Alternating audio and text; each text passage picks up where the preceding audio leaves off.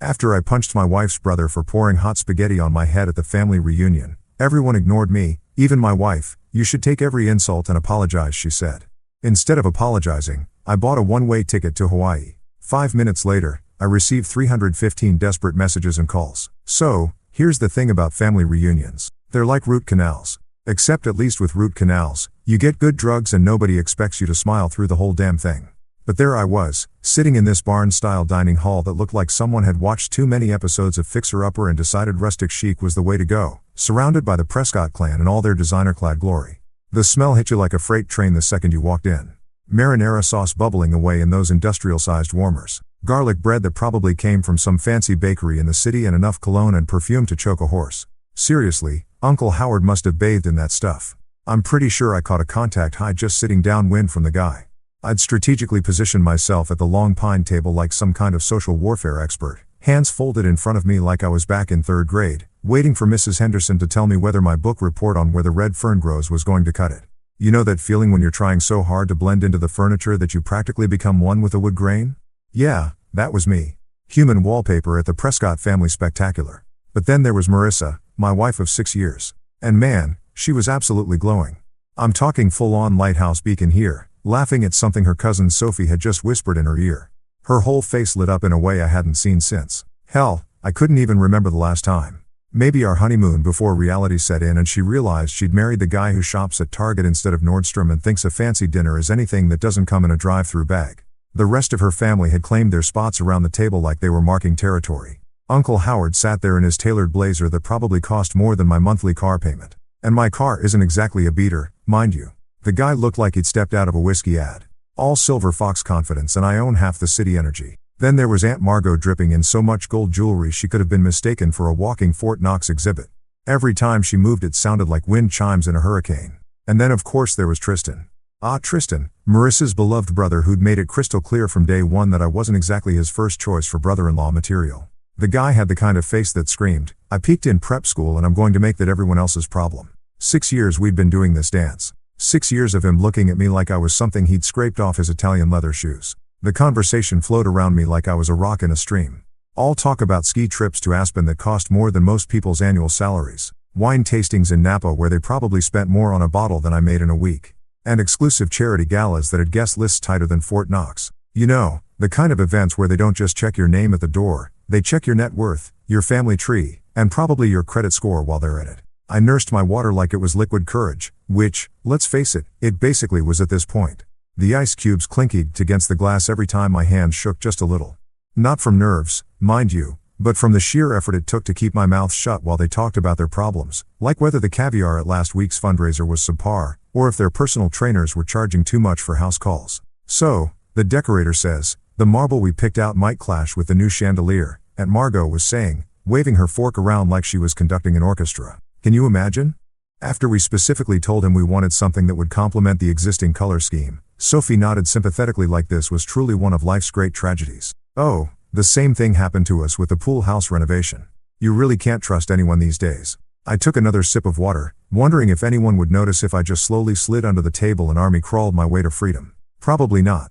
I was about as invisible to these people as their housekeeping staff. That's when Tristan decided to make his move. He'd been eyeing me all evening like a cat watching a mouse, just waiting for the perfect moment to pounce. He leaned forward, that trademark smirk spreading across his face like spilled wine on white carpet. Ugly and impossible to ignore. "Grayson," he drawled, and I swear the temperature in the room dropped about 10 degrees. "You're being awfully quiet tonight. What's the matter, buddy? Did your little hometown never teach you how to keep up with adult conversation?" The chuckles that rolled down that table hit me like a slap in the face. Not the kind of genuine laughter you hear when someone tells an actually funny joke, but that polite, superior kind of laughter that says, "We're laughing at you, not with you, and we want to make sure you know it." I felt my jaw clench, felt that familiar heat creeping up my neck that always showed up when I was about 2 seconds away from saying something that would probably end with me sleeping on the couch. But I forced myself to smile. One of those tight fake smiles that feels like it might crack your face in half if you hold it too long. Just enjoying the conversation. I managed to get out, my voice steady, even though my hands were practically vibrating with the effort it took not to reach across the table and show Tristan exactly what this small-town boy had learned about conflict resolution. But that wasn't good enough for him. Oh no, Tristan was just getting warmed up. I mean, we're talking about real estate in the Hamptons, and you look like someone just started speaking ancient Greek. Maybe we should switch to discussing. I don't know. What do people talk about where you're from? Tractor pulls. County fair pie contests. More laughter. Louder this time. Even Uncle Howard cracked a smile like watching his nephew tear apart his niece's husband was quality family entertainment. I caught Marissa's eye across the table looking for backup for solidarity for anything that resembled the US against the world mentality we used to have. Instead, I got that look, the one I'd become way too familiar with over the past few years. That subtle shake of the head, that slight narrowing of the eyes that said, "Don't you dare make a scene." Louder than if she'd screamed it across the room. Let it go. That looks sad. Just take it and smile and pretend like it doesn't bother you because heaven forbid we upset the delicate ecosystem of Prescott family dynamics. So I sat there, water glass sweating in my palm, marinara sauce growing cold on the serving platters, surrounded by the sound of their laughter and the smell of their expensive cologne. And I let it go, just like I always did, just like they expected me to. But something was different this time. Something was building in my chest, hot and tight and dangerous. Maybe it was the way Tristan's eyes gleamed with satisfaction. Or maybe it was the way Marissa looked away like she was embarrassed to be married to me. Or maybe it was just 6 years of this crap finally reaching its breaking point. Whatever it was, I had a feeling this family reunion was about to get a lot more interesting than anyone had bargained for. You know how they say time slows down right before a car crash? Well, apparently the same thing happens right before your brother-in-law decides to turn you into a walking Italian restaurant advertisement. 1 second. I'm sitting there picking at my Caesar salad, which by the way had enough anchovies to stock a small aquarium, and the next second, I'm watching Tristan rise from his chair like some kind of designer-clad villain in a really twisted dinner theater production. The conversation had moved on from my apparent lack of sophistication to discussing their latest investment properties. Uncle Howard was going on about some waterfront condo he just snagged in Miami, gesturing with his wine glass like he was conducting a symphony of his own awesomeness. The view from the penthouse is absolutely divine, he was saying. You can see clear to the horizon on a good day. Oh, Howard, you simply must show us the photos again. Aunt Margot gushed, her gold bracelets jangling like a one-woman percussion section. The marble in that kitchen is just exquisite. I was trying to calculate exactly how many months of my salary that condo probably cost when Tristan made his move. He stood up smooth as silk, reaching for the big ceramic serving dish that held enough spaghetti marinara to feed a small Italian village. For a split second, I thought he was just going for seconds. Hell, the guy ate like he had a hollow leg. Probably burned calories just from being such an ass. But then I saw it. That look in his eyes, the same look he'd had at Marissa's and my wedding when he'd accidentally bumped into me during the father-daughter dance, causing me to stumble and nearly take out the whole wedding party like bowling pins. Pure, calculated malice wrapped up in a Polo Ralph Lauren package. "Gayson," he said, his voice dripping with fake concern. "You look a little pale. Maybe you need some color in your life." That should have been my cue to duck, to roll, to do literally anything except sit there like a deer in headlights. But my brain was still processing the fact that a grown man, a 34-year-old investment banker who wore cufflinks to casual dinners, was actually considering what I thought he was considering. And then he did it. The ceramic dish tilted and suddenly I was getting an up-close and personal introduction to every ingredient in Aunt Margot's famous marinara recipe. Hot sauce hit my scalp first. Then came the noodles. Long slimy pasta sliding down my face like the world's worst facial treatment. The temperature was somewhere between fresh from the stove and third-degree burn. And I felt every drop as it soaked through my button-down shirt and pulled in my lap. For exactly 3 seconds, the entire dining hall went dead silent. Not the comfortable kind of quiet you get when everyone's focused on their food, but that horrible suffocating silence that happens when 30 people simultaneously realize they just witnessed something that definitely wasn't in the evening's program. Then Tristan started laughing. It wasn't just a chuckle or even a regular laugh. This was the kind of deep belly-shaking laughter that comes from pure unadulterated joy at someone else's humiliation. The sound echoed off the barn-style walls, bouncing around the room like it was specifically designed to make sure everyone heard just how funny he found the sight of his sister's husband wearing dinner instead of eating it. I sat there for a moment, sauce dripping from my chin onto my ruined shirt, noodles hanging from my hair like the world's most pathetic Christmas ornaments. Around the table, I could see everyone's faces frozen in various expressions of shock, amusement, and what might charitably be called concern if you squinted really hard and had a vivid imagination. Aunt Margot had her hand pressed to her chest like she was having vapors, but her eyes were bright with the kind of excitement people get when they witness a really good train wreck. Sophie was covering her mouth, but I could see the grin underneath her fingers. Uncle Howard was shaking his head, but more in the boys will be boys way than the this is completely unacceptable way. And Marissa just sat there looking like someone had told her the stock market had crashed and taken her trust fund with it. Not horrified that her husband had just been publicly humiliated. Not angry that her brother had just crossed about 15 different lines of basic human decency. Just disappointed like I'd somehow failed her by existing in the same space as flying pasta. That's when something inside me snapped. Maybe it was the way the sauce was starting to burn my scalp. Or maybe it was the sound of Tristan's continuing laughter. Or maybe it was just 6 years of swallowing every insult, every slight, every joke at my expense finally reaching critical mass. But I stood up, pasta falling from my shoulders like some kind of carb-heavy confetti, and I felt my right hand ball into a fist before my brain even caught up with the program. The punch connected with Tristan's jaw with a sound that was part slap, part crack, and entirely satisfying. Physics took over from there. His head snapped back. His designer loafers lost their grip on the polished floor. And he went down like a sack of overpriced potatoes, taking a chair with him in a crash that would have made a stuntman proud. The silence that followed was somehow even more complete than before. This wasn't shocked silence. This was holy crap. The quiet guy just laid out the golden boy silence. The kind of quiet that makes you realize you can hear the air conditioning humming and someone's stomach growling 3 tables over. Aunt Margot was the first to break. "Tristan," she shrieked, rushing to her precious nephew like he'd been shot instead of simply introduced to the concept of consequences. "Someone call a doctor. He could have a concussion." Uncle Howard was muttering something about keeping things civil and what will people think. Because apparently the real tragedy here wasn't that his nephew had just assaulted someone with dinner, but that it might reflect poorly on the family name. Sophie was wide-eyed, phone already out, probably texting her friends about the drama unfolding in real time. "OMG, you guys are not going to believe what just happened at the reunion." And through it all, Marissa remained seated, not jumping up to check if I was hurt, not telling her family that what Tristan did was completely out of line, not even asking if I was okay. She just sat there staring at me like I'd committed some unforgivable sin by defending myself. Tristan was starting to come around. Aunt Margot fussing over him like he was made of spun glass instead of entitlement and bad decisions. His jaw was already starting to swell and I couldn't help but think it was a good look on him. Really brought out the in his eyes. "You're insane," he mumbled through what I hoped was going to be a spectacular bruise. "I was just having a little fun." Fun, right? Because nothing says good times like assault with a deadly marinara.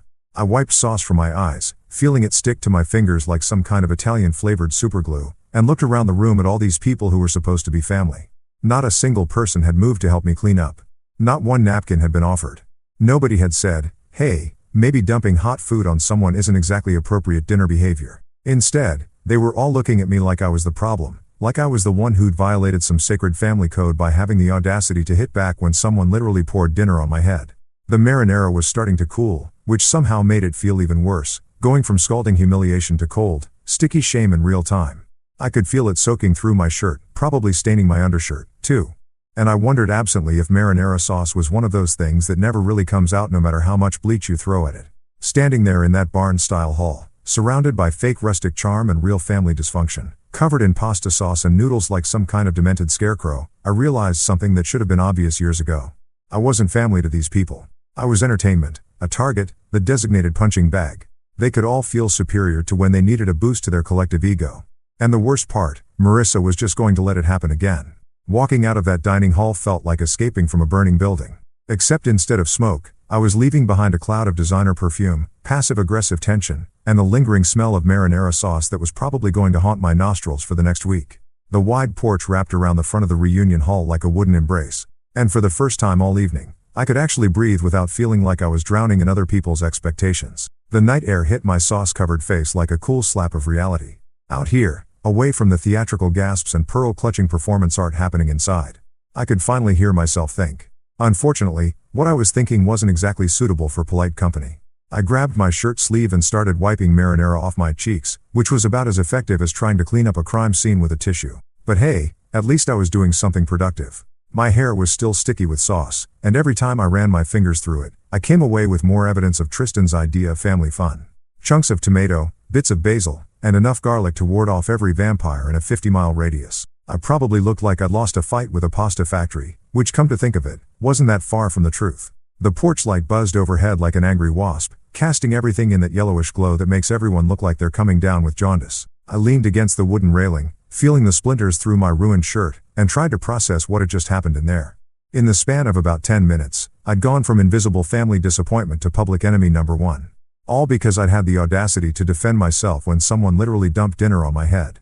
That's when I heard the screen door creak behind me. I didn't need to turn around to know who it was. I could practically feel the waves of disapproval radiating from the doorway like heat from a furnace. Marissa's footsteps were crisp against the wooden planks, each one sounding like a little judgment hammer hitting the nail of my coffin. "Well," she said, and I could hear her crossing her arms without even looking. That was quite a performance in there. I turned around slowly, sauce still dripping from my collar, and looked at my wife of 6 years, the woman I'd promised to love, honor, and cherish until death do us part. The woman who was currently looking at me like I'd just kicked a basket of puppies in front of a group of kindergarteners. Performance, I said, my voice coming out rougher than I'd intended. Your brother just dumped hot pasta on my head. And you think I put on a performance? She was doing that thing she did when she was trying to be reasonable, tilting her head slightly to the side, speaking in that measured tone that therapists probably learn in school. You know how Tristan is, she said. Like that explained everything. Like how Tristan was some kind of natural disaster we all just had to learn to live with, like hurricanes or tax season. Yeah, I said, wiping more sauce off my neck. I know exactly how Tristan is. He's an entitled jackass who thinks other people exist solely for his entertainment. Marissa's expression didn't change, which somehow made it worse. If she'd gotten angry, if she'd yelled, if she'd shown any kind of emotion at all, I might have been able to work with that. But this cold clinical disappointment, this was like trying to argue with a customer service robot. You should apologize, she said. And for a second, I thought I'd misheard her. Maybe the marinara had gotten in my ears along with everything else. I should what now? Apologize to Tristan. To the family. You embarrassed all of us tonight. I stared at her, waiting for the punchline, for the moment when she'd crack a smile and tell me she was kidding. But her face remained as serious as a tax audit. And I realized she was completely 100% sincere. Let me get this straight, I said, feeling that dangerous heat building in my chest again. Your brother pours scalding hot food on my head in front of 30 people, and I'm the one who needs to apologize. You know how important these family gatherings are, she continued like I hadn't spoken at all.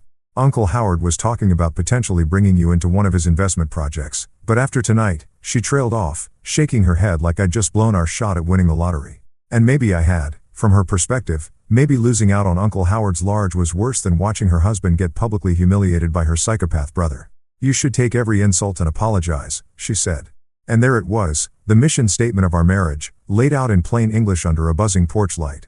While I stood there covered in marinara sauce like some kind of walking Italian food advertisement, I should take every insult, every slight, every joke at my expense, every casual cruelty that her family dished out like party favors. And then I should apologize for existing, for breathing their air, for daring to marry above my station, and for getting my place in their carefully constructed social hierarchy. He poured hot food on me, I repeated, because apparently I needed to say it louder for the people in the back. Hot food on my head.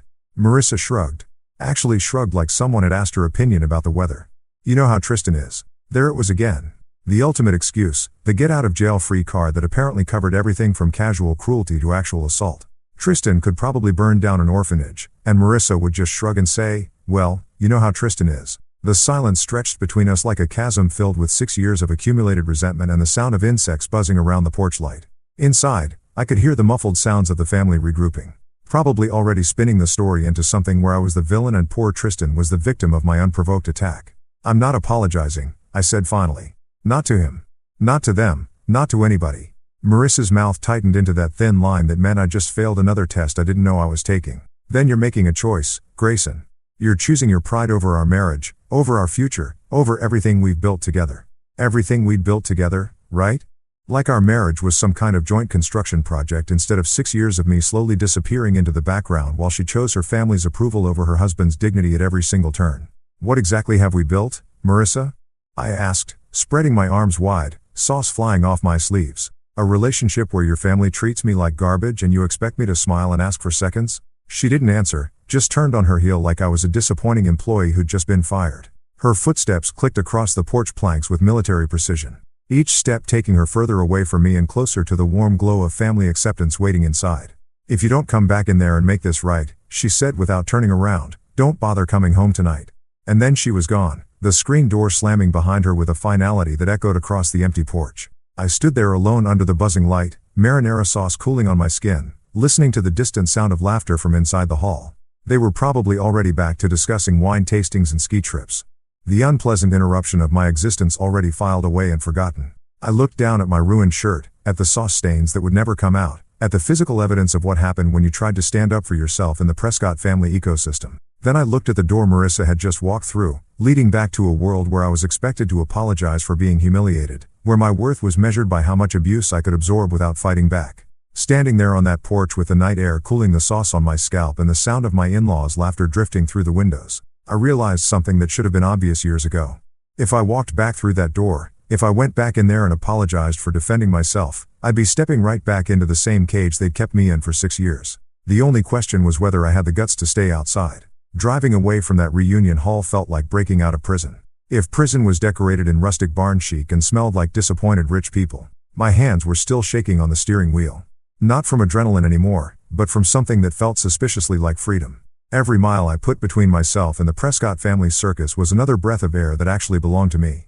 My phone had been buzzing like an angry hornet trapped in a jar ever since I'd gotten in the car, lighting up the dashboard with notification after notification.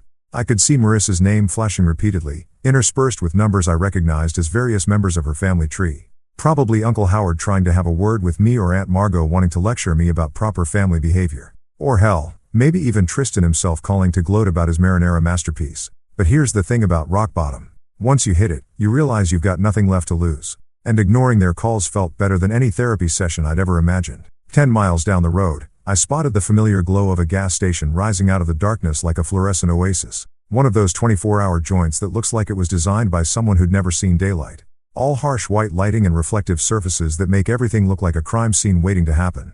I pulled into the parking lot, my tires crunching over gravel and discarded lottery tickets, and just sat there for a minute, engine ticking as it cooled. Through the windshield, I could see the usual late-night gas station ecosystem in full swing.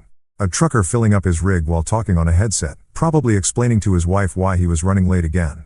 A college kid counting out crumpled dollar bills for gas money, looking like he was calculating whether he'd have enough left over for ramen noodles. A woman in scrubs who was obviously pulling a double shift, moving with that particular kind of exhaustion that comes from keeping the world running while everyone else sleeps. Real people living real lives, dealing with real problems. Not a single one of them was worried about whether their caviar was properly chilled or if their personal trainer was charging too much for house calls. I turned off the engine and really looked at myself in the rearview mirror for the first time since the pasta incident. I looked like I'd lost a fight with the Olive Garden kitchen. Saw stains on my shirt that were already setting into permanent reminders of tonight's festivities. My hair still sticky with marinara and something in my eyes that I hadn't seen in years. It took me a minute to recognize what it was. It was possibility. Inside the gas station, the fluorescent lights hummed with the kind of white noise that makes you feel like you're in a spaceship. The clerk behind the counter looked up from his phone just long enough to nod at me, which was about 1,000 times more acknowledgement than I'd gotten from my in-laws all evening. I grabbed a bottle of water and some napkins, trying to clean the worst of the sauce off my face while I figured out what the hell I was going to do next. That's when I spotted the sign advertising free Wi-Fi. And suddenly, I had a plan. Or maybe not a plan exactly, but at least an idea that didn't involve going home to face Marissa's disappointed silence or sleeping on the couch like a dog who'd had an accident on the carpet. I pulled out my phone, ignored the 17 missed calls and 43 text messages, and opened up a travel website. The screen loaded with all those cheerful vacation photos. Couples holding hands on beaches, families laughing over dinner, people living their best lives in places where nobody gave a damn about your pedigree or your portfolio. Where do you want to go? The search bar asked, cursor blinking patiently like it had all the time in the world for me to figure out my life. Anywhere, I thought. Anywhere but here. Anywhere but back to that house where I'd spent 6 years shrinking myself down to fit into spaces that were never meant for me in the first place. Somewhere warm, somewhere far away, somewhere nobody knew my name or cared about my marriage or expected me to apologize for existing. My fingers hovered over the keyboard for a moment and then I typed 4 letters that felt like a prayer. Awa. The search results populated faster than I expected, like the universe was just waiting for me to finally make a decision. Flights to Honolulu, hotel deals, car rentals, all the infrastructure of escape laid out in neat little rows with prices and times, and the promise of 80 degrees weather year-round. I clicked on the first airline result and found myself staring at a departure time that made my heart skip. Flight 447 to Honolulu, departing in 5 hours and 12 minutes. Red-eye special, probably full of honeymooners and people running away from their problems, which made it perfect for my current situation.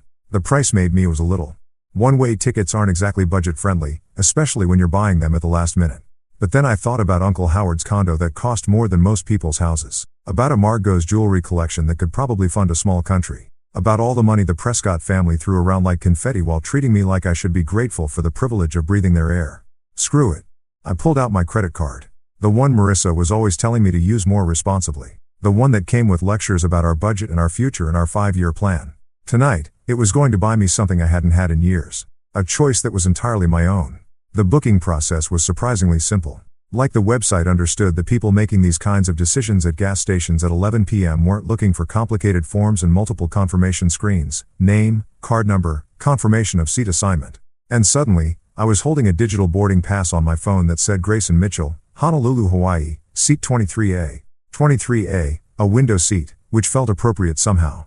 I'd be able to watch the mainland disappear beneath the clouds. Watch everything I'd been trying so hard to fit in to shrink down to nothing while I flew towards something completely unknown. The confirmation email hit my inbox with a cheerful ding, complete with helpful reminders about check-in times and baggage restrictions. Baggage restrictions. I almost laughed out loud right there in the gas station, surrounded by energy drinks and lottery tickets and the smell of Roller Grill hot dogs. What baggage was I going to bring? The shirt covered in marinara sauce. The years of accumulated resentment. The wedding ring that suddenly felt like it weighed about 50 pounds. I paid for my water and walked back out to the car. Phone buzzing again with another round of calls I had no intention of answering. 5 hours and 12 minutes until takeoff. Enough time to drive to the airport, park in long-term parking like I was going on a normal business trip instead of fleeing my entire life, and maybe grab some actual clothes that didn't look like they'd been used as target practice by an Italian restaurant. Sitting in the driver's seat, I looked at that boarding pass one more time. Grayson Mitchell, it said, not Grayson Prescott adjacent. Not Marissa's disappointing husband. Not the guy who didn't quite fit in at family dinners. Just Grayson Mitchell, passenger destination unknown. For the first time in 6 years, that felt like exactly the right name to be. You know that moment in action movies when the hero's phone starts going off like the world's most annoying alarm clock, and you just know that whatever peace and quiet they had is about to go straight to hell. Well, apparently my life had just turned into one of those movies. Except instead of international spies or alien invasions, I was dealing with something far more terrifying. The collective wrath of the Prescott family. 5 freaking minutes after I hit confirm purchase on that airline ticket and my phone lit up like the 4th of July had a baby with Times Square on New Year's Eve. The thing was vibrating so hard against the dashboard that I was half worried it might achieve actual flight before I did. I'd barely pulled out of the gas station parking lot when the first wave hit. Call after call, text after text, voicemail notifications piling up faster than I could even read the names. It was like watching a social media meltdown in real time, except instead of strangers on the internet, it was my own family in-law losing their collective minds because I'd had the audacity to leave their little performance without taking a bow. The irony wasn't lost on me that these people who couldn't be bothered to offer me a napkin when I was sitting there covered in marinara sauce suddenly had an urgent need to communicate now that I wasn't playing by their rules anymore. Marissa was leading the charge naturally. Her name kept flashing on the screen like a neon sign advertising disappointment. Where are you? Popped up in a text bubble followed immediately by don't do this and then you're making a scene because apparently leaving quietly after being humiliated was somehow more dramatic than dumping hot pasta on someone's head in front of 30 people. The logic of the Prescott family, ladies and gentlemen, always consistent in its complete lack of consistency. But Marissa was just the opening act. The real show started when Tristan got involved. I could practically see him holding an ice pack to his jaw while frantically typing threats into his phone, probably feeling like the victim in all this. His messages started pouring in faster than I could delete them. You're done. Followed by I'll have you arrested and my personal favorite. You have no idea what you've started. What I'd started, right? Because apparently throwing the first punch was dumping food on someone and defending yourself was the real crime here. I was starting to think these people lived in some kind of alternate reality where normal cause and effect relationships had been suspended in favor of whatever narrative made them look good. Then Aunt Margot joined the party and boy did she come loaded for bear. Her messages read like they'd been dictated by a disappointed Victorian matriarch who'd just discovered that the servants had been using the good china. We opened our family to you and this is how you behave, she wrote. As if they'd been doing me some kind of massive favor by tolerating my existence at their dinner table. After everything we've done for you, this is the thanks we get. Everything they've done for me, let's see what exactly had they done for me over the past 6 years. They'd included me in family gatherings where I was either ignored or insulted. They made it crystal clear that I wasn't really welcome in their social circle. And they treated me like a charity case who should be grateful for whatever scraps of attention they threw my way. Oh, and tonight they'd used me as target practice for Italian food. Truly, I was the luckiest man alive. Uncle Howard's messages were more restrained, but somehow more threatening, written in that careful corporate language that he probably used to fire people without technically breaking any labor laws. Call me immediately, he wrote, followed by, we need to discuss your future with this family. My future with this family? Like I was an employee whose contract was up for review instead of someone who'd married into their dysfunction. But the real kicker came from Sophie, Marissa's cousin, who apparently thought this was all some kind of entertaining family drama that she could live tweet for her friends. OMG, everyone is so upset. She wrote, complete with crying laughing emojis. Aunt Margot is literally shaking. Uncle Howard is pacing around talking about lawyers. This is better than reality TV. Better than reality TV. There it was, the family motto in all its glory. Real people's pain was just entertainment for them. Something to spice up their otherwise boring lives of privilege and plenty. I wondered if Sophie was already planning to turn this into content for her Instagram story, maybe with some kind of inspirational quote about family loyalty overlaid on a picture of her avocado toast. The messages kept coming. A steady stream of outrage and demands and threats that painted a pretty clear picture of how the Prescott family handled anyone who dared to color outside their carefully drawn lines. They weren't worried about me as a person. Not one message asked if I was okay or if I was hurt or if I needed anything. They were worried about their image, their control, their ability to maintain the carefully constructed narrative where they were the generous benefactors. And I was the grateful recipient of their largesse. I pulled over at a rest stop about 20 miles from the airport. Partly because my phone was making it hard to concentrate on driving and partly because I needed to see just how deep this rabbit hole went. The parking lot was nearly empty except for a few long-haul truckers catching some sleep and a family with small kids making an emergency bathroom stop. Sitting there under the fluorescent lights of the rest stop, I started scrolling through the messages more carefully. And that's when I noticed something that shouldn't have surprised me, but somehow still did. Not a single one of them mentioned the fact that Tristan had dumped hot food on my head. Not one message said, "Hey, maybe my brother/nephew/son was out of line." Not one person suggested that pouring marinara sauce on someone might be considered inappropriate dinner behavior. It was all about my reaction, my violence, my overreaction to what they were probably already spinning as a harmless prank between family members. The actual assault, because let's call it what it was, had already been memory holed in favor of a story where I was the unstable one who couldn't take a joke. The counter on my phone showed 315 total notifications, and they were still climbing. 315 separate attempts to drag me back into their web of dysfunct. 315 reminders of why I'd bought that plane ticket in the first place. But here's what struck me as I sat there in that rest stop parking lot surrounded by the honest exhaustion of people traveling for real reasons. Work, family visits, moving across the country for new jobs. These messages weren't from people who cared about me. They were from people who cared about maintaining their version of reality where they could treat people however they wanted and never face any consequences. Not one message said, "Are you okay?" Not one person asked if the sauce had burned my skin or if I needed medical attention. Not one member of Marissa's family seemed to think that maybe, just maybe, they should be apologizing to me instead of demanding that I apologize to them. I looked at that growing pile of digital outrage, all those words and threats and demands, and realized something that felt like a weight lifting off my shoulders. I didn't owe these people anything. Not an explanation, not an apology, not even a response. So, I did something that felt better than any comeback I could have written, better than any angry phone call I could have made, better than any dramatic confrontation I could have staged. I turned off my phone and put it in my bag, cutting off their access to me as simply as flipping a switch. The silence that followed was more satisfying than any argument I'd ever won. You know how people always say that airplane air is recycled and gross and makes you feel like you're breathing through a dirty sock? Well, let me tell you something. After 6 years of breathing the suffocating atmosphere of Prescott family expectations, that recycled airplane air tasted like pure freedom with a hint of peanuts and possibility. The red-eye flight to Honolulu had been exactly what I'd needed. 5.5 hours of enforced silence with nothing but the hum of engines and the occasional snore from the businessmen in 24B. No phone calls, no text messages, no family members trying to drag me back into their twisted version of reality. Just me, a tiny bag of pretzels, and the growing realization that I'd actually done it. I'd bought a one-way ticket to anywhere but here and followed through. But nothing, and I mean nothing, could have prepared me for that first breath of Hawaiian air. The plane doors opened and it hit me like a warm hug from a grandmother you didn't know you had. Not the aggressive, in-your-face heat that makes you want to run back inside to air conditioning, but this soft, gentle warmth that seemed to wrap around you like the world's most expensive blanket. It was air with personality. Air that smelled like flowers you couldn't name and ocean salt and something that might have been happiness if happiness had a scent. I walked down that jet bridge feeling like I was entering a different universe entirely. The terminal at Honolulu International wasn't trying to impress anyone with marble floors or crystal chandeliers like the airports back home. Instead, it had this laid-back, "Hey, welcome to paradise. Try not to stress about anything" vibe that immediately made my shoulders drop about 3 inches. Hawaiian music was playing softly through speakers that didn't sound like they were trying to compete with the noise of stressed-out travelers. And everywhere I looked, people seemed to be moving just a little bit slower, a little bit easier, like they'd all collectively agreed that rushing around was probably not the best way to spend their time on Earth. The baggage claim was where it really hit me that I'd made a completely insane decision. Everyone else was standing around waiting for their carefully packed suitcases full of vacation clothes and sunscreen and all the things normal people bring when they plan a trip to Hawaii. Meanwhile, I was standing there with nothing but my wallet, my passport, and a single backpack that contained exactly one change of underwear and the business card for a divorce lawyer that I'd been carrying around for 2 years, but never had the guts to call.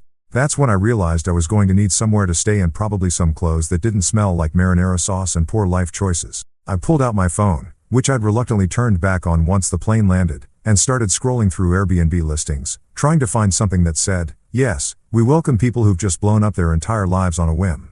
Most of the listings look like they've been photographed by people who've taken a masterclass in making small spaces look like luxury resorts. Lots of carefully staged photos with perfectly placed pineapples and artfully rumpled white linens that probably cost more per night than I made in a week. But then I found one that was different. The photos were clearly taken by someone who just pointed their phone at stuff and clicked. No fancy lighting or strategic fruit placement. Just a small beachfront place with weathered wooden furniture and windows that actually look like they opened to let in real air instead of Instagram-worthy filtered light. The description was written by someone named KMO and it simply said clean, quiet, close to beach. Good for people who want to think or people who want to stop thinking. Your choice. Perfect. I booked it for a week, which felt like either the most reasonable decision I'd made in years or the most irresponsible, depending on how you looked at it. The address led me to a taxi driven by a guy who introduced himself as Paolo and immediately started telling me about his cousin's shrimp truck that I absolutely had to try. His nephew's surf lessons that would change my life and his grandmother's secret spot for watching sunsets that wasn't overrun with tourists taking selfies. The ride to the Airbnb was like a guided tour through everything I'd been missing while I was busy trying to fit into spaces that were never meant for me. We passed beaches where people were actually playing in the water instead of posing next to it. Restaurants that looked like they'd been built by people who cared more about the food than the Instagram potential. And neighborhoods where kids were riding bikes and old men were playing chess in parks. And life seemed to be happening at a pace that actually made sense for human beings. You running away from something or running to something? Paolo asked as we pulled up to a small house that looked like it had been painted by someone who believed that blue should actually look like the ocean and green should actually look like plants. Little bit of both, I said, which was probably the most honest thing I'd said to anyone in months. He nodded like this made perfect sense. Hawaii's good for that. The islands don't judge. They just let you figure out what you need to figure out.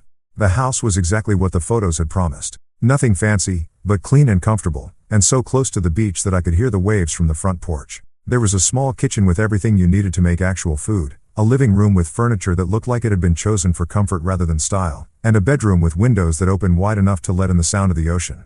But the real revelation came when I met Kimo himself. I'd been expecting someone who'd been polished by years of dealing with tourists, someone who'd learned to smile on command and recommend overpriced restaurants. Instead, I got a guy in his 50s with hands that looked like they'd actually worked for a living and a laugh that sounded like it came from somewhere deep and genuine. First time in Hawaii? He asked. And when I nodded, he grinned. Good. The island's got a way of showing you things you didn't know you needed to see. You here for business or pleasure? Honestly, I said, setting down my pathetic backpack in a living room that somehow felt more like home than any place I'd lived in the past 6 years.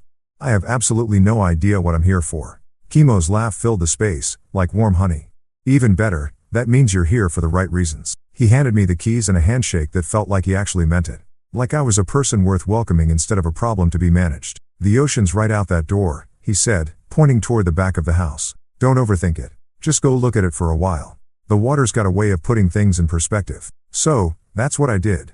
I walked out to the beach behind the house, kicked off my shoes that still smelled faintly of family reunion disaster, and stood at the edge of the Pacific Ocean while the sun started its descent toward the horizon. For the first time in 6 years, nobody was telling me where to stand, how to act, or what to say. The waves didn't care about my family connections, my social status, or whether I belonged anywhere in particular. They just kept rolling in one after another like they had all the time in the world. Turns out when you're not spending every waking moment trying to decode the complex social dynamics of people who think you're beneath them, you have a surprising amount of time to figure out what you actually enjoy doing. Who knew? My first week in Hawaii developed a rhythm that felt so natural. I started wondering if this was what normal people meant when they talked about work-life balance instead of work-life complete psychological warfare. I'd wake up when my body felt like waking up, not because an alarm was screaming at me to get ready for another day of disappointment. And I'd walk out to the beach to watch the sunrise paint the sky in colors that didn't exist in the Prescott family palette. The mornings were the best part. There's something about being the only person on a beach at 6 a.m. that makes you feel like you've discovered a secret that the rest of the world hasn't figured out yet. The sand was cool under my bare feet.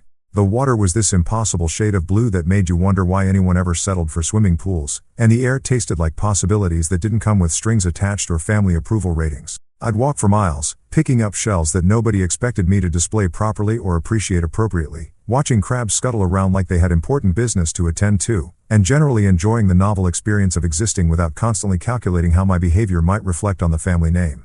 After the beach walks came coffee and breakfast at this little cafe called Sunrise Shack that looked like it had been built by surfers who'd accidentally become excellent at making food. The owner, a woman named Ko, who had to be pushing 70, but moved like she was half that age, made coffee that could wake the dead and acai balls that tasted like someone had figured out how to turn tropical paradise into breakfast. "You're the mainland guy staying at Kimo's place," she said on my third morning. Not really asking. In communities, I was learning had their own communication networks that made social media look sluggish. Guilty as charged, I said, wondering if being the mainland guy was going to come with its own set of expectations and requirements. Good, she said, sliding a plate of fresh fruit across the counter. Kimo says, you look like you needed to get lost for a while. Hawaii's perfect for that. Getting lost. I like that way of thinking about it better than running away or having a midlife crisis or whatever psychological label the Prescott family was probably attaching to my disappearance. Getting lost implied that you might eventually find something, whereas running away suggested you were just a coward who couldn't handle adult responsibilities. The afternoons were for reading. I discovered that when you're not constantly stressed about family dinner performances or social obligations that felt like pop quizzes you hadn't studied for, you could actually concentrate on books for more than 10 minutes at a time. I'd grab something from the little bookstore in town, a place that clearly existed because the owner loved books, not because she'd calculated the optimal profit margins on literary fiction, and find a spot on the beach or at one of the outdoor cafes where nobody cared if you sat there for 3 hours nursing a single iced tea.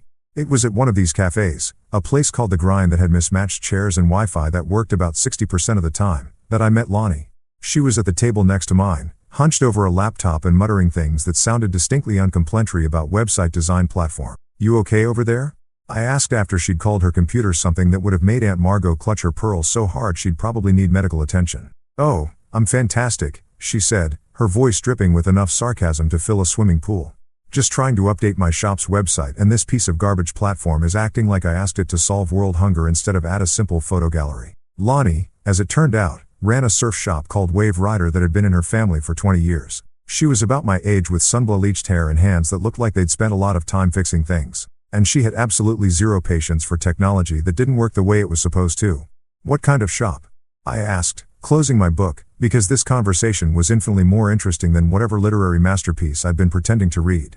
Surf shop, boards, gear, lessons for tourists who think they're going to become the next Kelly Slater. After a 2-hour session, she gestured at her laptop screen like it had personally offended her ancestors. We do pretty well, but our website looks like it was designed in 1995 by someone who'd never seen the internet before. Here's where things got interesting. Back in my previous life, the one where I spent most of my time trying to disappear into furniture at family gatherings, I'd actually been pretty good at website design. It was something I'd picked up in college and kept doing on the side, mostly for small businesses that couldn't afford the big fancy agencies that charge more for a logo than most people made in a month.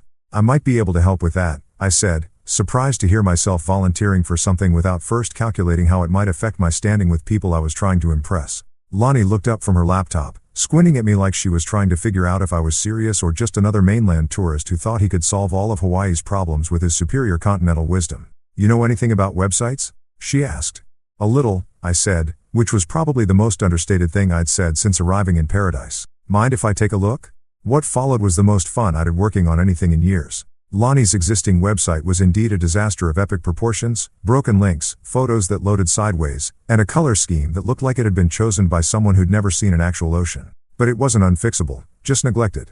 We spent the next 3 hours completely rebuilding the thing from scratch. Lonnie provided the content and the vision. She knew exactly what her customers needed and how they thought while I handled the technical stuff that made her want to throw her laptop into the nearest volcano.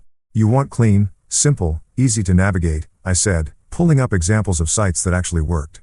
Nothing fancy, just functional. People want to see your boards, check your lesson schedules, maybe read some reviews from happy customers. Exactly, she said, and I realized it had been months since someone had responded to one of my ideas with genuine enthusiasm instead of polite tolerance or outright dismissal.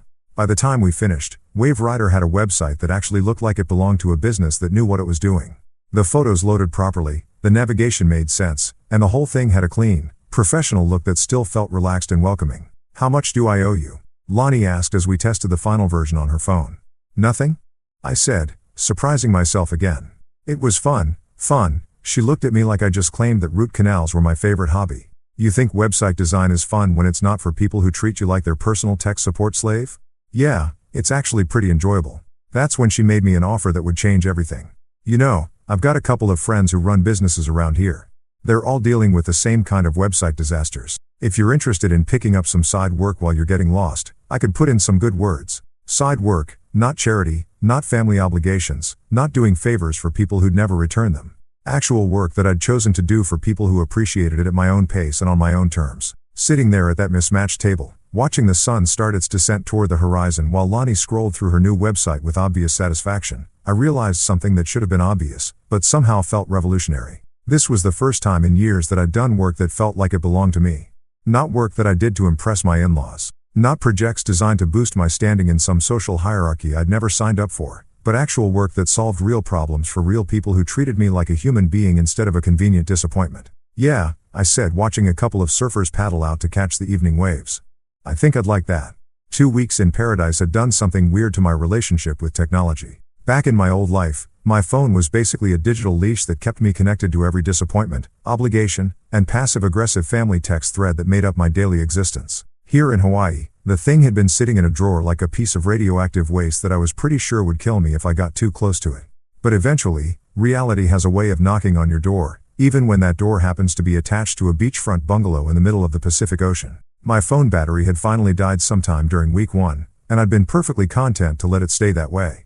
Dead phones can't deliver bad news, can't remind you of the life you left behind, and can't buzz with notifications from people who think you owe them explanations for your own happiness. Unfortunately, they also can't be used to run a business, and Lonnie's referrals were starting to pile up faster than I could handle with just her laptop and the questionable Wi-Fi at the grind. 3 local businesses wanted website overhauls. 2 needed complete e-commerce setups, and a local artist wanted an online gallery that didn't look like it had been designed by someone who'd learned HTML from a cereal box. So, there I was, standing in the little electronics shop in downtown Honolulu, holding a phone charger and trying to work up the courage to plug my phone back into the world I'd left behind.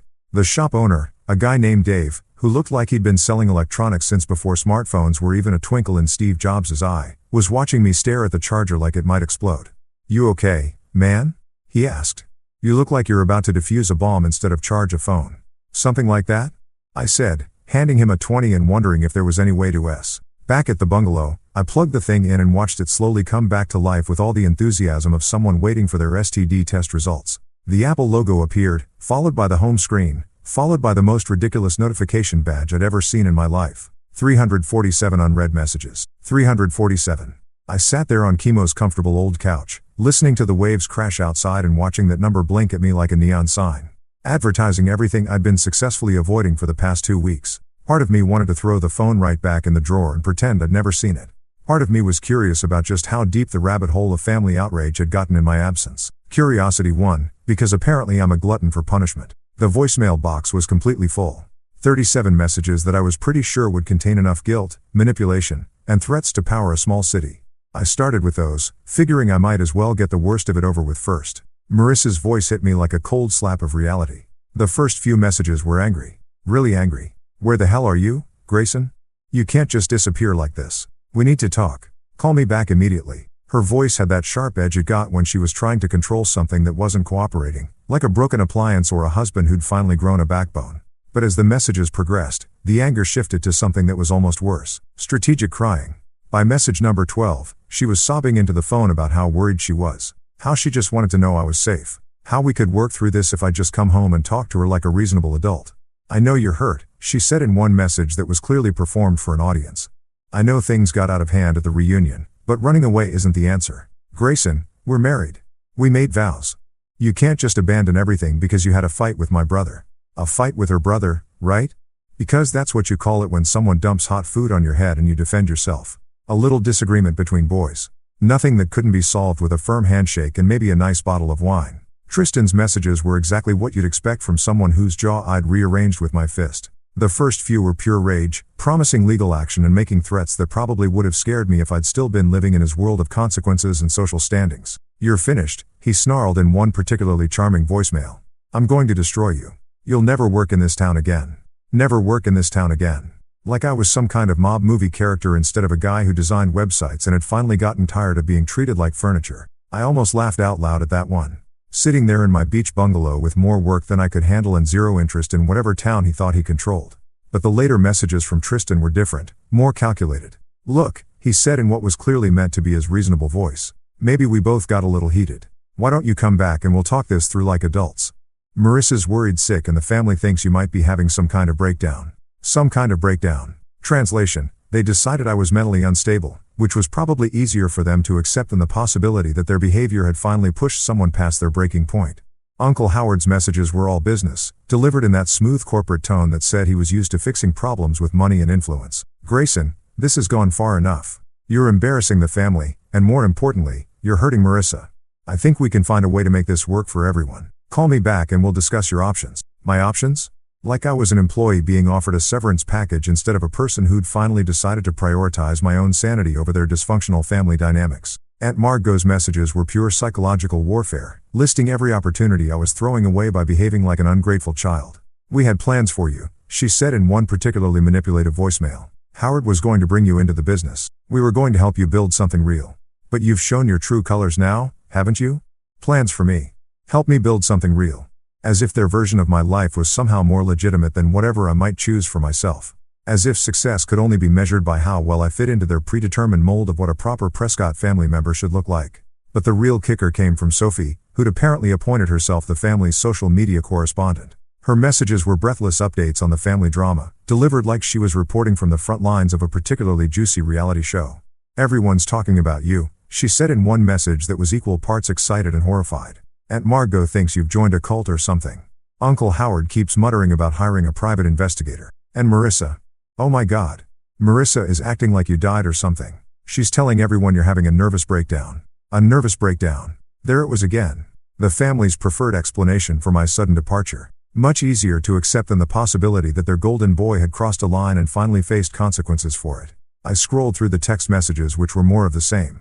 Guilt, manipulation, threats, and a stunning lack of self-awareness about what had actually happened that night. Not one message acknowledged that Tristan had assaulted me. Not one person suggested that maybe, just maybe, dumping hot food on someone wasn't appropriate family fun. It was all about my reaction, my over-response, my inability to take a joke and play along with their twisted version of family bonding. But here's what struck me as I sat there in that peaceful bungalow, listening to the sound of waves and feeling the warm Hawaiian breeze through the open windows. Their anger wasn't really about me leaving. It was about me leaving without permission, without explanation, without giving them the chance to control the narrative and manage the situation according to their preferred script. They weren't upset because they'd lost me. They were upset because they'd lost control of me. And that realization felt better than any apology they could have offered, better than any explanation they could have given, better than any attempt to make things right. I deleted every single message without responding to a single one. No explanations, no justifications, no carefully worded emails trying to make them understand my perspective. Just silence. The kind of silence that says more than any argument ever could. You know what's funny about making a decision that everyone back home thinks is completely insane? Eventually, you stop caring whether they think it's insane or not, and you start focusing on whether it's actually working out for you. And let me tell you, 3 weeks into my Hawaiian adventure, things were working out better than I had any right to expect. The website work that had started with helping Lonnie had turned into something that looked suspiciously like an actual business. Word travels fast in island communities, especially when that word is mainland guy who can make your crappy website stop sucking without charging you a fortune. My phone, the same phone that had been buzzing with family drama and threats just a week ago, was now ringing with calls from local business owners who had actual problems they wanted me to solve. There was Maria, who ran a food truck called Island Fusion and needed an online ordering system that didn't crash every time more than 3 people tried to use it simultaneously. There was Tommy, a fishing charter captain whose website looked like it had been designed by someone who'd never seen a boat, let alone been on one. And there was Elena, who made jewelry from beach glass and shells and wanted an e-commerce site that captured the spirit of her work without looking like every other generic craft store on the internet. Real work for real people with real problems. It was a revelation that probably shouldn't have been as surprising as it was. But after years of doing favors for Marissa's family connections, people who treated web design like some kind of mysterious voodoo and expected miracles while complaining about every invoice, working with folks who actually appreciated what I was doing felt like discovering a new planet. The best part was that nobody here knew about my previous life as the family disappointment. To Maria, I was just the guy who fixed her website so customers could actually place orders without wanting to throw their phones into the ocean. To Tommy, I was the computer wizard who made his charter business look professional enough to compete with the big resort operations. To Elena, I was the person who figured out how to make her art look as beautiful online as it did in real life. None of them cared that I'd never been good enough for the Prescott family standards. None of them expected me to apologize for existing or to constantly prove that I deserved to breathe the same air as my social betters. They just wanted someone who could solve their problems without talking down to them or charging them like they were funding a space mission. The work was good, but the real breakthrough came on Friday evenings at the pier with Chemo. It had started accidentally. I'd been walking along the waterfront around sunset trying to clear my head after a long day of coding when I'd spotted him sitting on a bench with a cooler full of beer and a smile that could power the whole island. "Mainland guy," he called out, waving me over like we'd been friends for decades instead of casual acquaintances who'd exchanged maybe 50 words total. Perfect timing. I was just about to watch the sun do its thing, And beer always tastes better when you've got someone to share it with. That first Friday had turned into a weekly tradition that I looked forward to more than I'd looked forward to anything in years. Kimo had this way of talking that made everything seem both completely serious and totally relaxed at the same time. He'd worked construction for 30 years, raised 3 kids who were all doing well for themselves, and had opinions about everything from local politics to the best way to grill fish that were both informed and completely unpretentious. "You settling in okay?" he asked during our 3rd beer summit. Watching a cruise ship slide past the harbor like a floating city of tourists who'd probably never see the real Hawaii. "Better than okay," I said, surprised to realize how true that was. "This place is starting to feel like home." "Good," he nodded, taking a long pull from his beer. "Hawaii's got a way of calling to people who need it. Not everyone hears it, but when you do, you know." We'd sit there watching the sun paint the sky in colors that didn't exist in any of the fancy art galleries the Prescott family liked to frequent, talking about everything and nothing while fishing boats headed out for the night shift and joggers made their evening rounds along the waterfront. Sometimes we'd talk about work. Kimo was full of stories about construction projects that had gone hilariously wrong and clients who'd made requests that defied both physics and common sense. Sometimes we talk about family, his kids, his grandkids, his wife who'd passed away 5 years ago and who he still missed every single day. But mostly we just exist in the same space without any pressure to perform or impress or justify our presence. It was the kind of friendship that developed naturally based on mutual enjoyment of each other's company rather than social obligation or family connection or any of the complicated dynamics that had governed most of my relationships back in my previous life. "You ever miss it?" he asked one evening, gesturing vaguely in the direction of what I assumed was the mainland. "Whatever you left behind to end up here?" I thought about that question longer than I probably needed to. Did I miss anything about my old life? The house that had never really felt like mine. The family gatherings where I was tolerated rather than welcomed. The constant feeling that I was failing some test that nobody had bothered to explain to me. "I miss the idea of it," I said finally. "I miss thinking that I had a place where I belonged, even if that place never actually existed." Kimo nodded like this made perfect sense. "That's the difference between missing something real and missing something you wished was real. One's worth going back for, the other's just nostalgia for a life you never actually had." The more time I spent in Hawaii, the more I realized he was right. I wasn't homesick for my actual life. I was homesick for the version of my life that had never existed outside my own hopeful imagination. The version where Marissa's family accepted me as an equal. Where Tristan treated me like a brother instead of a target. Where I fit into their world without having to shrink myself down to accommodate their expectations. But that version had never been real, and pretending it might someday become real had cost me years of actual happiness in favor of hypothetical approval from people who'd never actually intended to give it. The island routine was healing something in me that I hadn't even realized was broken. Morning walks on the beach where nobody expected me to network or make small talk about my career prospects. Afternoons working on projects that people actually appreciated instead of endured. Evenings watching sunsets with a friend who liked me exactly as I was instead of constantly hinting at ways I could improve myself to better fit his social circle. For the first time in years, maybe ever, I was living a life that felt like it belonged to me instead of everyone else. The work I was doing was work I'd chosen for people I genuinely liked at a pace that felt sustainable instead of frantic. The friendships I was building were based on mutual respect and shared interests instead of family obligation or social climbing. It wasn't the life I'd planned when I was sitting in that gas station 3 weeks ago, buying a one-way ticket to anywhere that wasn't where I'd been. But it was a life that fit me in ways that my carefully constructed previous existence never had. And for the first time since I could remember, I was excited about tomorrow instead of dreading it. 3 months, 93 days since I'd walked out of that barn-style reunion hall covered in marinara sauce and bruised dignity. And I was sitting in a lawyer's office in downtown Honolulu, signing papers that would officially end the longest mistake of my adult life. The lawyer, a woman named Patricia Kim, who had the kind of no-nonsense efficiency that made you understand why she'd built a successful practice, slid the final divorce papers across her desk with a smile that suggested she'd seen this particular brand of liberation many times before. "Congratulations," she said as I signed my name on the last page. "You're officially a free man." Free man. The words hit me differently than I'd expected. Not with relief. Exactly. And definitely not with regret, but with something that felt like possibility wrapped in acceptance. I was free, but more importantly, I was free by choice rather than circumstance. I'd chosen this path step by step, decision by decision. From that first moment, I decided not to apologize for defending myself to this final signature that severed the last legal tie to a life that had never really fit. The apartment above Lonnie's surf shop had become available 2 weeks ago when the previous tenant, a yoga instructor named Rainbow, who was probably born with a much more conventional name, had decided to follow her chakras to Sedona or some other place where people took spiritual guidance from crystal seriously. Lonnie had offered me the space before it even hit the market, which was either a sign of friendship or a practical business decision based on the fact that I'd already fixed her computer system 3 times and installed a security camera that actually worked. Either way, I jumped on it faster than a tourist jumping away from a Portuguese man of war. The place was small, basically a studio with a kitchen alcove and a bathroom that required some creative maneuvering, but it had windows that opened wide enough to let in the constant sound of waves and a view of the ocean that made every morning feel like a vacation commercial. Moving in had been the easiest relocation of my life, mainly because I owned exactly 3 suitcases worth of stuff and had developed a deep appreciation for the minimalist lifestyle. No family heirlooms to worry about. No furniture that came with emotional baggage. No wedding photos to pack away in boxes labeled "deal with this later."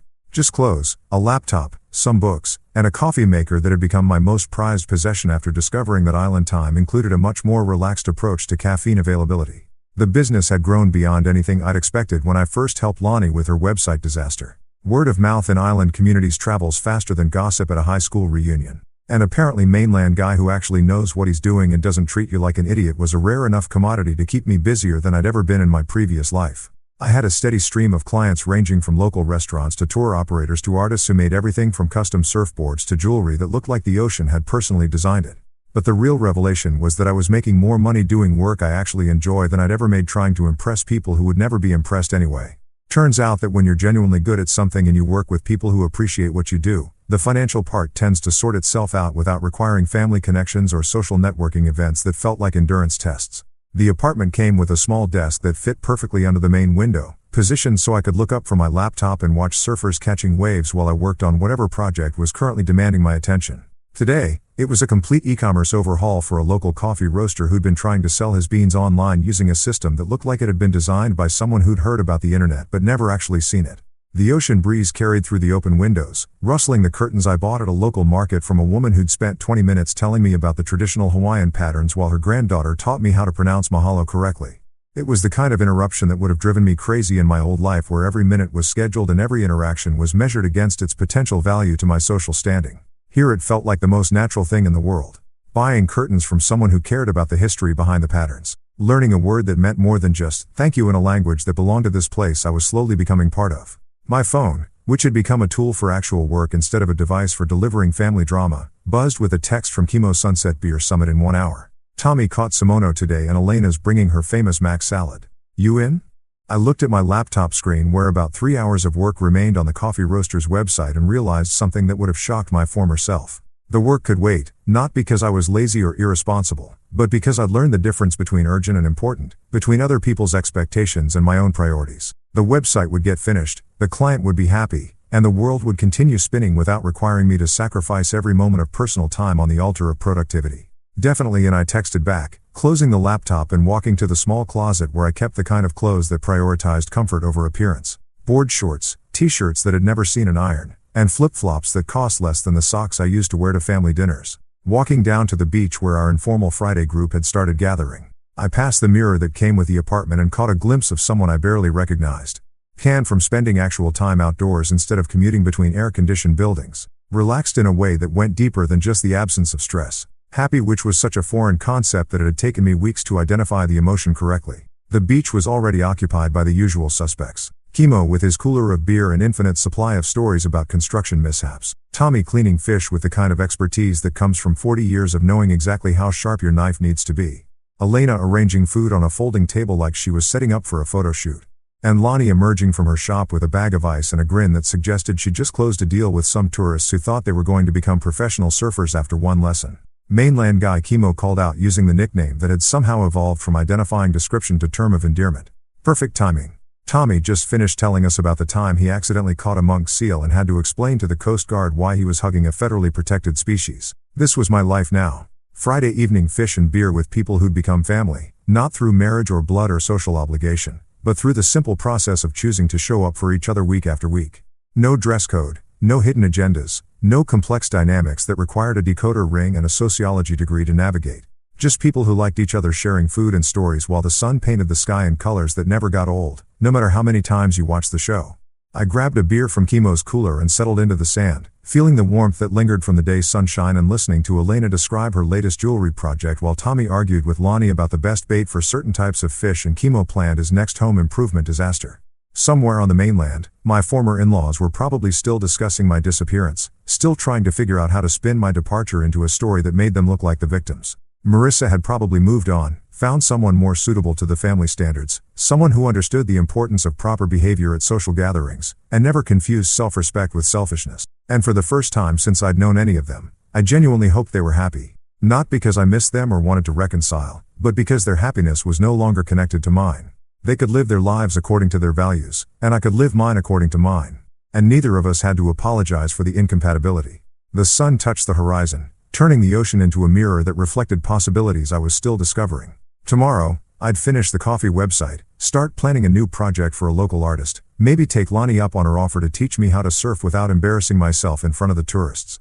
But tonight, I was exactly where I belonged, with people who liked me exactly as I was, in a place that felt like home in ways I'd never experienced before. The spaghetti incident seemed like something that had happened to someone else in another lifetime. Not because I'd forgotten it, but because it had become the beginning of something better instead of the end of something that had never really worked anyway. Hawaii wasn't just the place I'd escaped to. It was the place I'd finally remembered who I was supposed to be all along.